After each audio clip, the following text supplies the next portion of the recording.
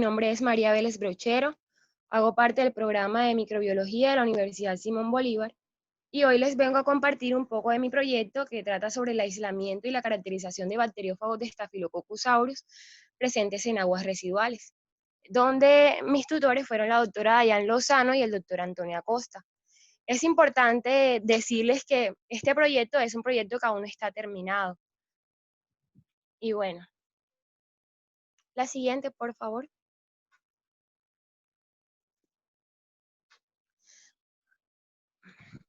Bueno, Staphylococcus aureus es una bacteria gram positiva que se puede hallar de manera natural en humanos y en animales. También se puede encontrar en diversos ambientes y representa un problema de salud pública mundial dado a que causa enfermedades transmitidas por alimentos porque tiene la capacidad de producir unas enterotoxinas estafilocóccicas y estas intoxicaciones se dan por el consumo de 20 a 100 nanogramos de esta toxina y los síntomas pueden ser entre vómitos, diarreas y su gravedad va a variar dependiendo de la cantidad de toxina que haya consumido.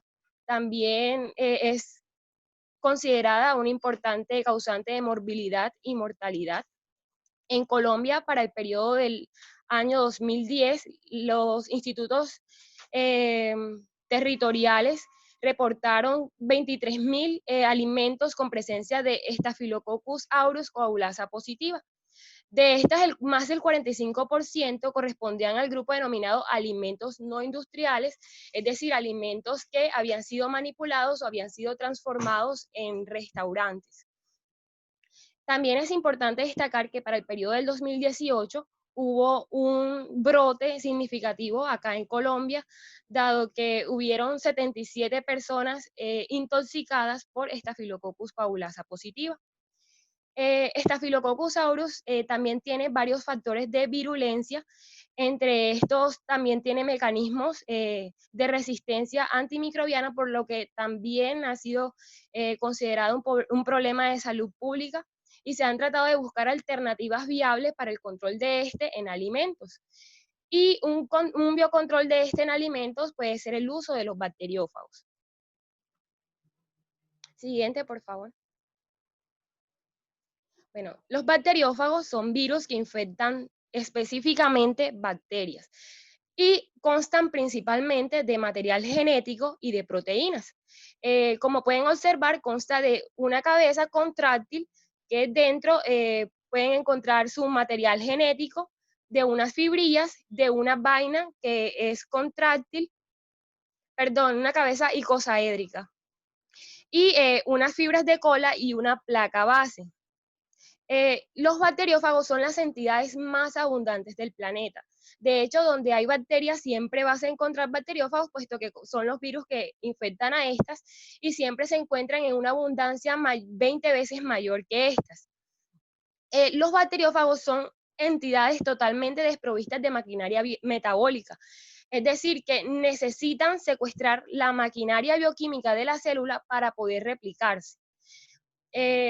Los bacteriófagos, existen varios tipos de bacteriófagos y muchos de ellos se dividen por su material genético, que pueden ser de doble cadena, DNA de doble cadena, DNA monocatenario, RNA de doble cadena y RNA monocatenario.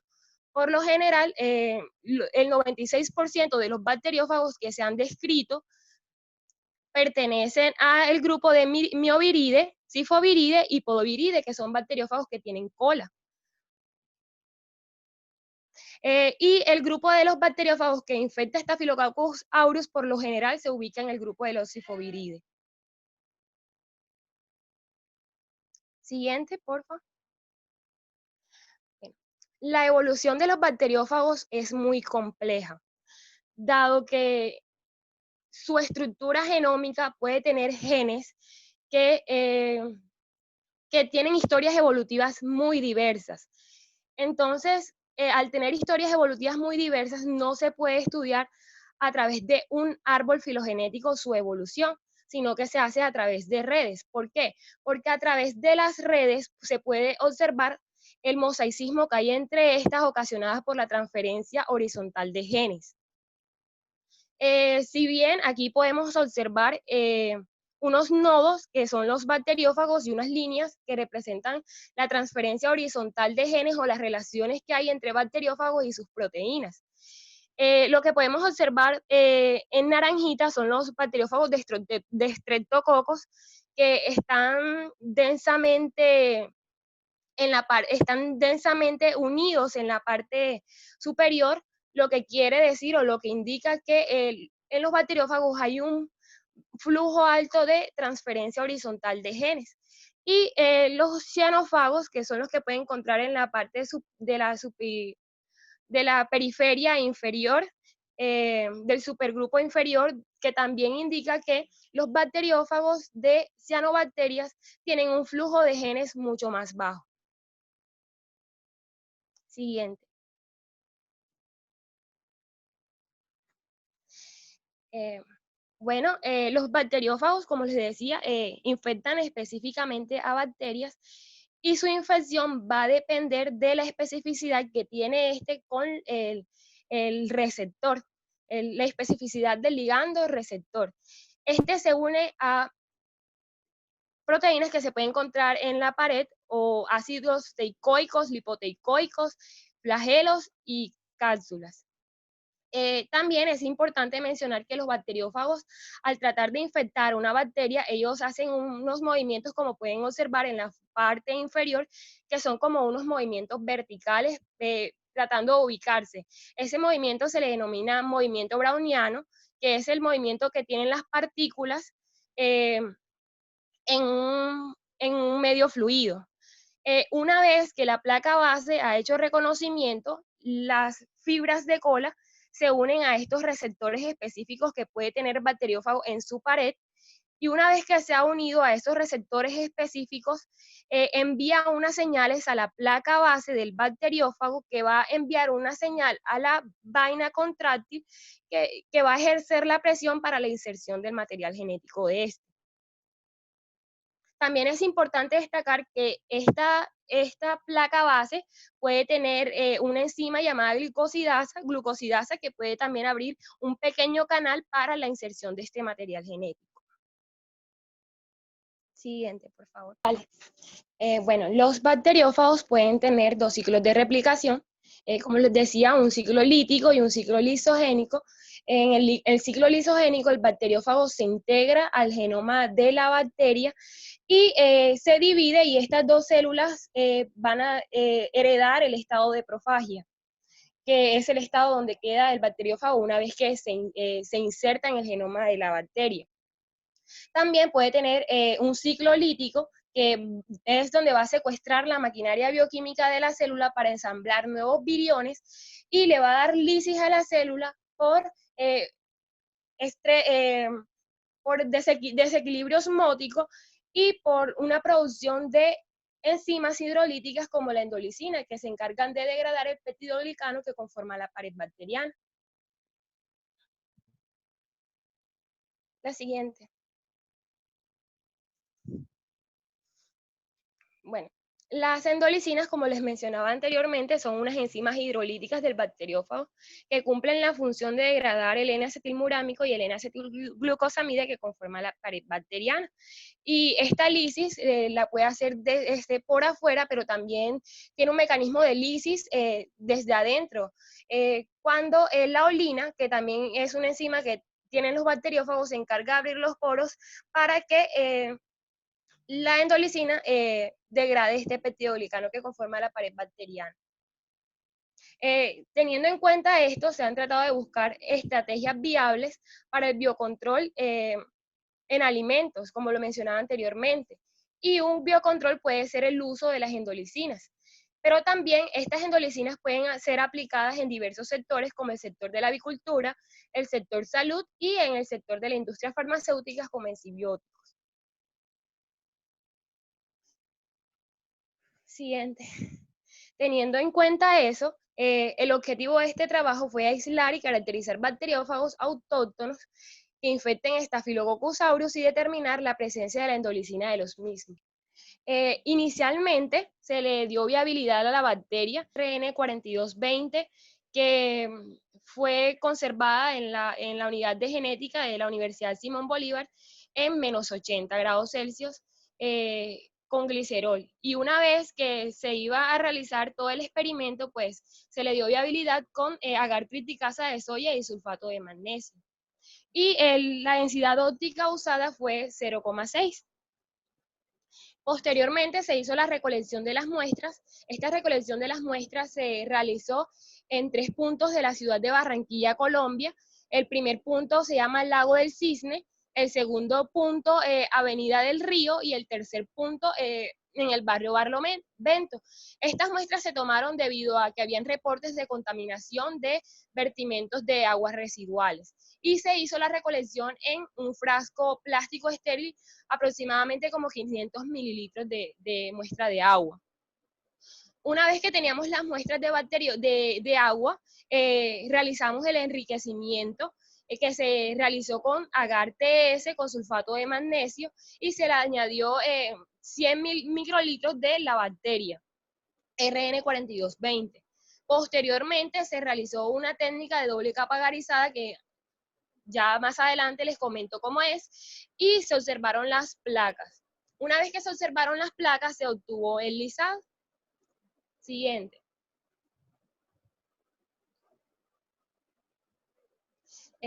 Bueno, inicialmente se hizo la titulación de los fagos. Para realizar la titulación de los fagos se realizó la técnica de doble capa agarizada, que se basa primero que todo en el lisado, ese lisado del bacteriófago que se obtuvo. Se le hace unas diluciones seriadas con buffer de fago. El buffer de fago consta de tris, de cloruro de calcio y de sulfato de magnesio. Posteriormente, a cada dilución se le añadió 100 microlitros de la cepa RN4220 para promover la adhesión y se incubó en agitación a 37 grados Celsius por 15 minutos. Posteriormente se añadió el fago y la bacteria en agar semisólido y fue añadido en una placa de agar que posteriormente fue incubada a 37 grados Celsius y posteriormente al día siguiente las placas fueron leídas con la fórmula UFP sobre mililitros, que se basa en el número de placas de lisis sobre volumen de inóculo por volumen de dilución. Siguiente. Como les mencionaba anteriormente, se realizó la obtención del lisado. La obtención del lisado básicamente consta de añadir ese buffer de fagos en la placa de agar con las placas de las UFP de los fagos y agitación. Una vez que se agite durante 15 minutos, se añade en un tubo Falcon y ese es el lisado de los bacteriófagos. A ese lisado de los bacteriófagos se le hace una precipitación, donde se añade cloroformo con el fin de matar la bacteria que esté allí presente o darle lisis a la bacteria. Posteriormente se añade un mix de nucleasas para degradar todo el material genético que esté allí presente de la bacteria, y PET 8000, que lo que hace es compactar y darle peso al bacteriófago para que quede precipitado. Luego de la precipitación se realizó la extracción de ADN de los bacteriófagos con el kit viral y la concentración del DNA fue leído con un nanodrop 2000. Posteriormente se realizó una electroforesis para observar la integridad del DNA de estos. Teniendo en cuenta de que el bacteriófago aún no está secuenciado, lo que se realizó fue unos análisis moleculares teniendo en cuenta el genoma un genoma de referencia de un bacteriófago que había sido aislado previamente. Este bacteriófago infectaba a Staphylococcus aureus y también infectaba la cepa RN4220. Había sido aislado de aguas residuales y pertenece a la familia de Sifoviridae, y pues tenía la proteína que nos interesa, que es la proteína endolicina. Siguiente. Teniendo en cuenta esto, teniendo en cuenta este genoma de referencia, se eligieron las endonucleasas de restricción. Las endonucleasas de restricción que se usaron fue HPA2 y RSA1. Se usó el software APE para observar si estas enzimas de restricción efectivamente tenían cortes en el genoma. Y este software lo que nos muestra es las bandas de los cortes en el genoma del fago de referencia. Y se hizo con el fin de comparar este perfil de restricción a través del software APE con los análisis in vivo o con el perfil de restricción que se realizó in vivo. También se realizó una PCR para detectar el dominio catalítico CHAP. El dominio catalítico CHAP es un dominio de las endolicinas que es peptidasa, entonces tiene la función de, es el que tiene la función de degradar ese peptidoglicano de la endolicina. Y tiene un peso de 204 pares de bases, y esos fueron los primers usados, los que pueden observar abajito. Y se realizaron 30 ciclos de 95 grados Celsius por un minuto de desnaturalización, 68 grados Celsius por 30 segundos de anillamiento y 72 grados Celsius por 5 minutos para la extensión, y se realizó una electroforesis en gel de agarosas con CyberSafe para revelar.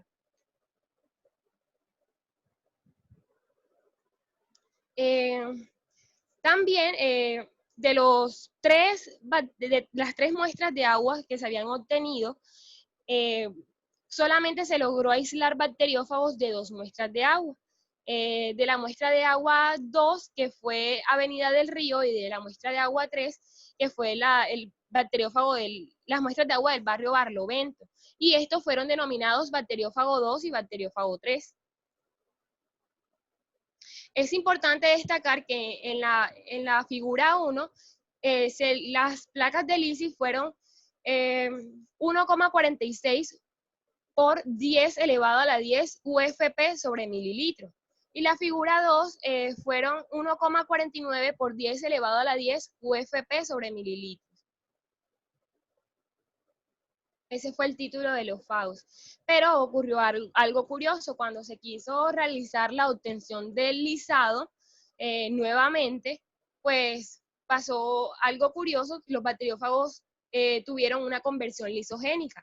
¿Por qué sabemos que hubo una conversión lisogénica? Porque inicialmente el bacteriófago mostraba unas placas que eran claras, con bordes marcados, y acá el bacteriófago mostraba unos bordes irregulares, y las placas tenían una turbidez, lo que indicaba que los bacteriófagos estaban integrando a las bacterias.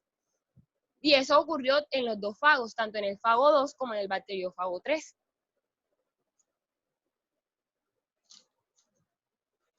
De acuerdo a la electroforesis realizada, podemos observar que efectivamente el DNA analizado era el DNA de los bacteriófagos, bacteriófago 2 y el bacteriófago 3, y que no había contaminación con el DNA bacteriano.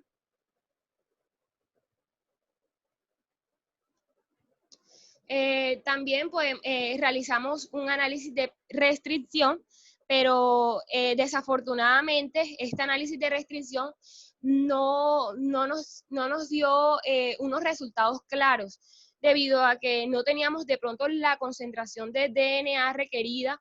Y si bien se observan en el bacteriófago 3 se observan unas bandas de corte, pero no son lo suficientemente claras para decir que son genéticamente distintos. Y en el bacteriófago 3 también podemos observar unas bandas con la enzima HPA2, perdón, que tampoco nos pueden esclarecer eso. Entonces, en ese sentido, este experimento sí habría que repetirlo. Siguiente. Bueno, se realizó la detección del dominio catalítico CHAP por medio de PCR. El control negativo usado fue una bacteria, que fue la bacteria E. coli, debido a que como no tiene una proteína endolicina, por no ser bacteriófago, pues íbamos a obtener obviamente un resultado negativo. El control positivo era el bacteriófago de referencia, que tiene el dominio catalítico CHAP, el cual tiene un peso de 204 pares de bases, y en el bacteriófago 2 y en el bacteriófago 3 no pudimos detectar este dominio catalítico CHAP. Pero recordemos al inicio cuando les mencionaba que los bacteriófagos son muy variables genéticamente. ellos pueden tener secuencias de nucleótidos que codifican para para genes que pueden ser, pero no, o sea, para diversos genes en diversas especies, pero que conservan la función de la proteína. O sea, la función de la proteína en los bacteriófagos siempre se encuentra conservada en diversas especies, aunque varíe la función de los aminoácidos o aunque varíe la función de la proteína en estos.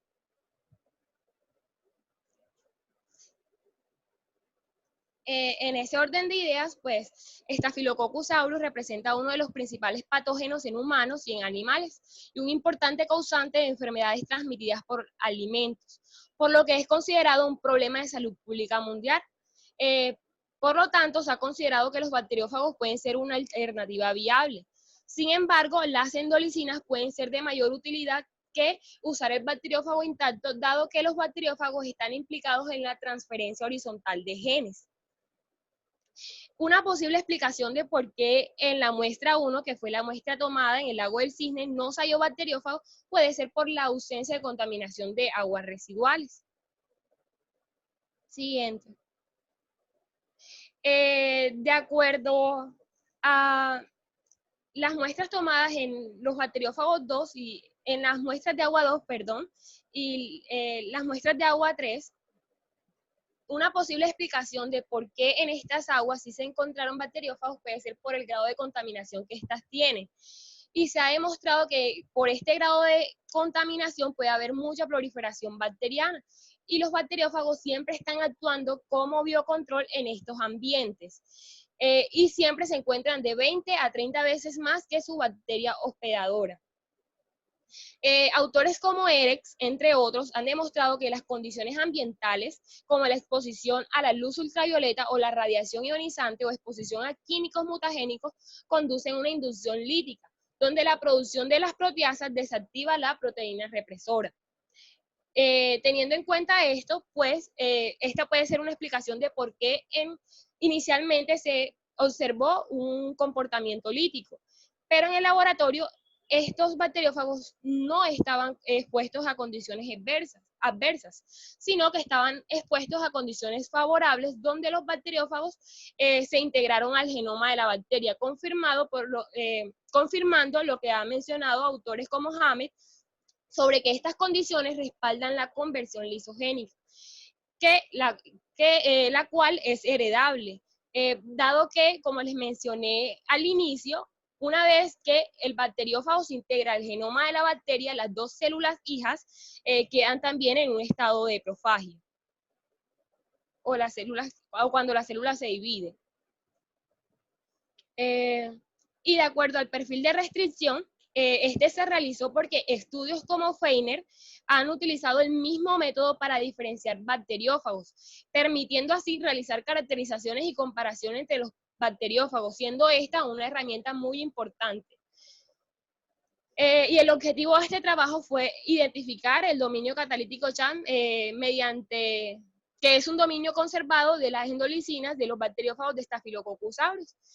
Y autores como Chan estipulan que alrededor del 75% de los bacteriófagos de Staphylococcus aureus presentan este dominio. Y es improbable que los bacteriófagos aislados no tengan este dominio o no tengan una enzima hidrolítica, dado que inicialmente mostró un comportamiento lítico que evidencia que estaba degradando el peptidoglicano que conforma su pared, la pared de las bacterias. Siguiente. En conclusión, con el proyecto se logró el aislamiento de 2 bacteriófagos lisógenos a partir de aguas residuales, usando la cepa de referencia Staphylococcus aureus RN4220 como huésped, la cual es libre de profagos. El objetivo de este estudio fue la caracterización molecular e identificación del dominio catalítico CHAP de la endolicina. No se descarta la presencia de CHAP en los fagos aislados, debido a que las secuencias de los primers usados se realizaron en base al genoma de referencia, que se había caracterizado previamente, aislado y caracterizado previamente en el laboratorio. Lo anterior confirma que existe una alta tasa de variabilidad entre los bacteriófagos, incluso dentro del mismo género, y que no existen primers generales para virus. Por otra parte, con mira de dar continuidad al estudio, se recomienda realizar ensayos de la prolongación del tiempo de restricción, aumentar la concentración de DNA de los bacteriófagos y la secuenciación genómica de estos fagos.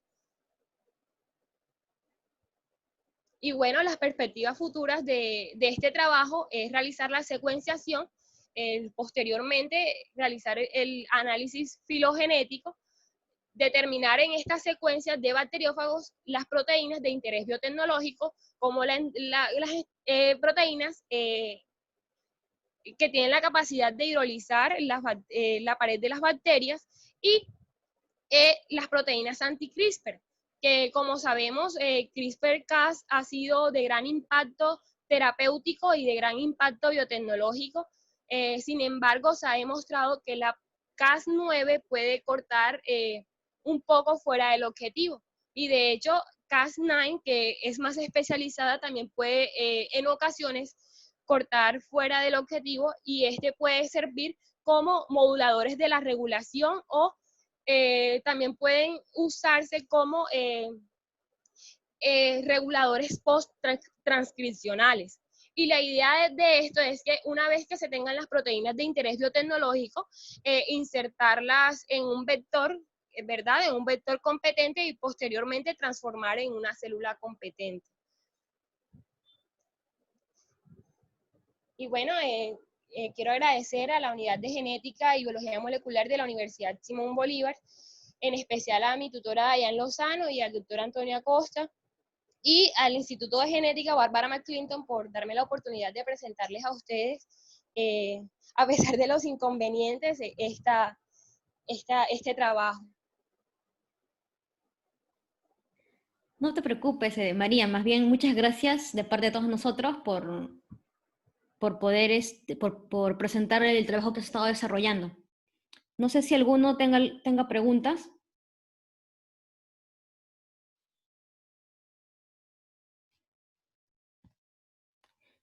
Si tienen preguntas, claro, la pueden escribir por el chat o pueden activar su micrófono y preguntar directamente.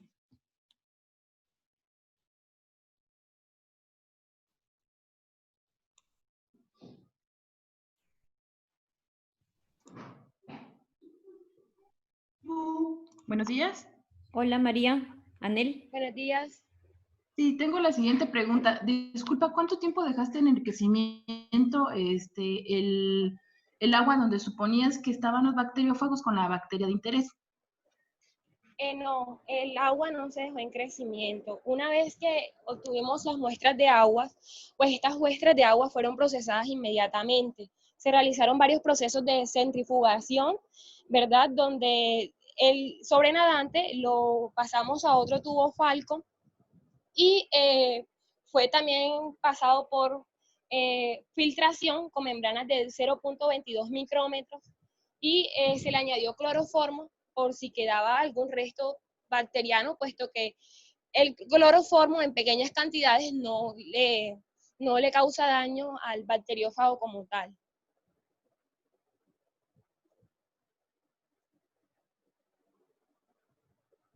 ¿Alguna otra pregunta? María, ¿piensas terminar esta investigación en el mismo laboratorio? ¿Vas a hacer ya secuenciación como parte de tu tesis o...? No, o sea, no creo que como parte de mi tesis, pero sí creo que en un futuro podría hacer la secuenciación. De hecho, estoy pensando, ya yo prácticamente egresé de la universidad, estoy en espera de diploma, entonces la idea es seguir estudiando, y dentro de los estudios de posgrado seguir con esta investigación. Ok, sí, solamente quería... Ah, sí, continúa. Y no solamente de pronto con los 2 bacteriófagos que aislé, la idea es de pronto determinar varios bacteriófagos, encontrar varios bacteriófagos, y determinar su secuencia genómica. Ok.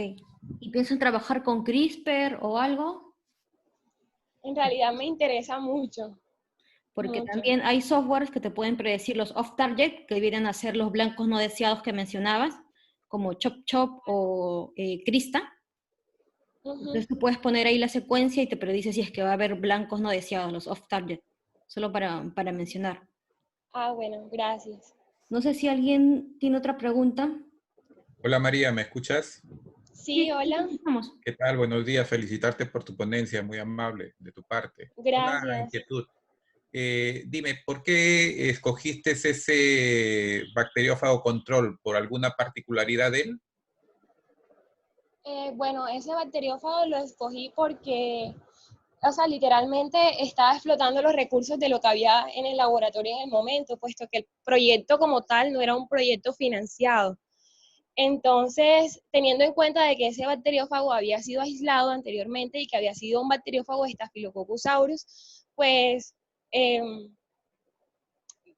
por eso lo utilicé, que era el único que había. Y una segunda interrogante, perdona que te demande tiempo. Vale. ¿Por qué descartaste la posibilidad de no aislar fagos de los estafilococos silvestres? ¿Por qué te focalizaste en este estafilococo o sobre esta cepa de estafilococo? Debido a que muchas cepas de Staphylococcus silvestres pueden tener bacteriófagos, ¿verdad?, insertados en su genoma. Pueden estar en estado de profagia, entonces la idea era estar seguros de que el bacteriófago sí había sido aislado y no era un bacteriófago que ya estaba presente dentro de la cepa. ¿Y has tenido algún tipo de experiencia en la transformación de bacteriófagos lisogénicos a estado lítico? No he tenido ninguna experiencia, pero en la secuencia de los bacteriófagos existe una secuencia que codifica para la integrasa, que es la que permite que el bacteriófago se integre. Y esa también podría ser una estrategia para evitar que los bacteriófagos que estén implicados en la transferencia horizontal de genes, que los bacteriófagos sean modificados a través de la ingeniería genética para evitar que lleguen a este estado de latencia. Muy amable, María, gracias. Bueno, Tenemos otras preguntas por el chat.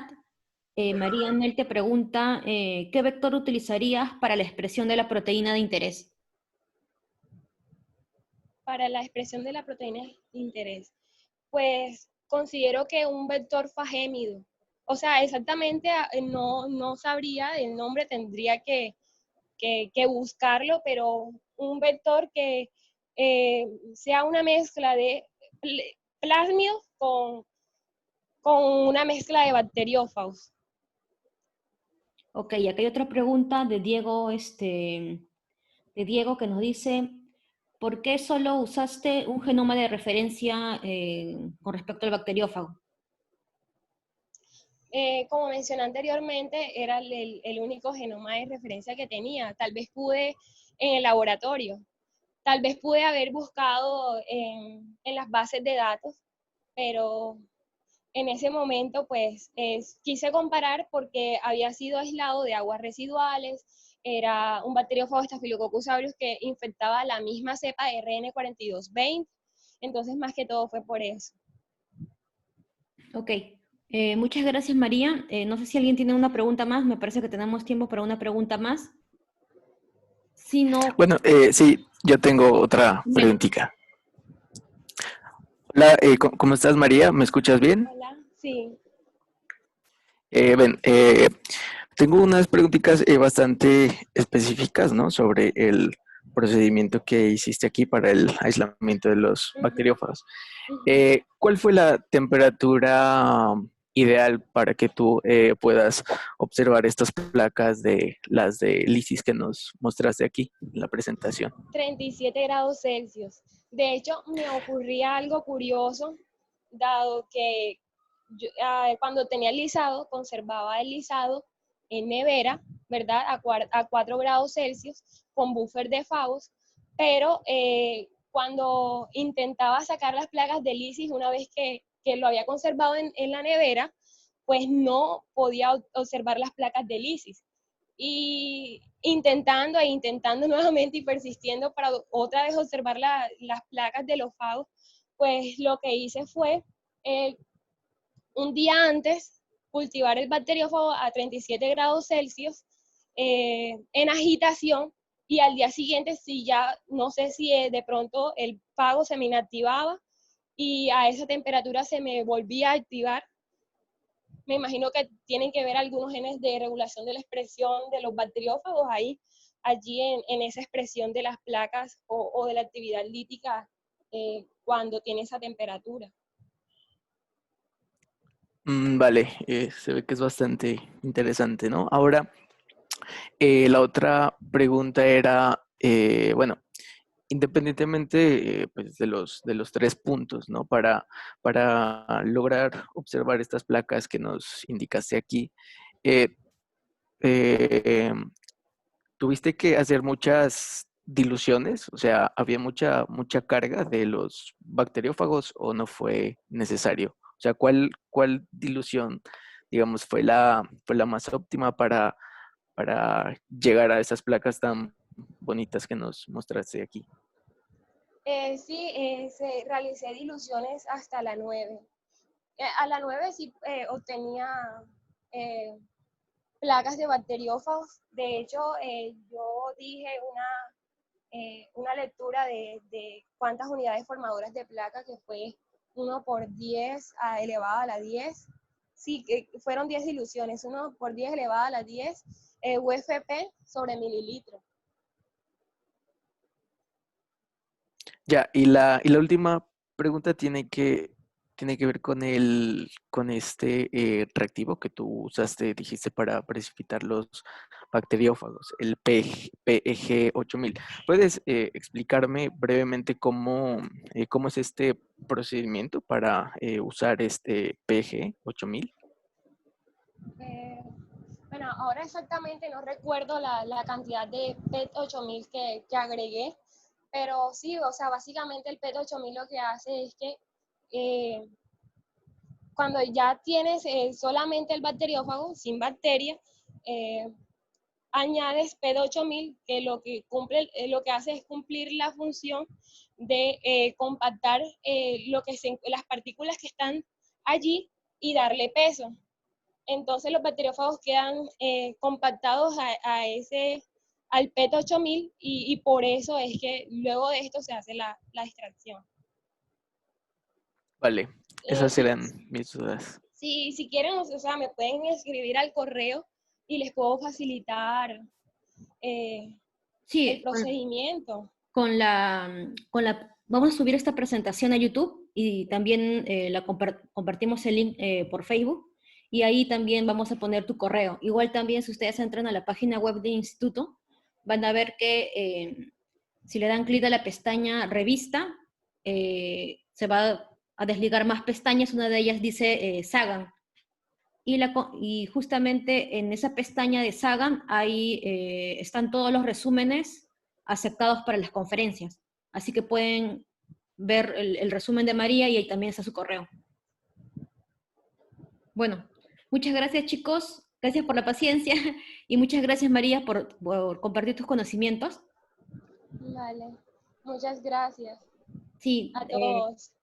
no, más bien muchas gracias a todos ustedes por los que asistieron y se quedaron hasta el último. Bueno, será hasta la próxima conferencia. Nos vemos. Bueno, chaito.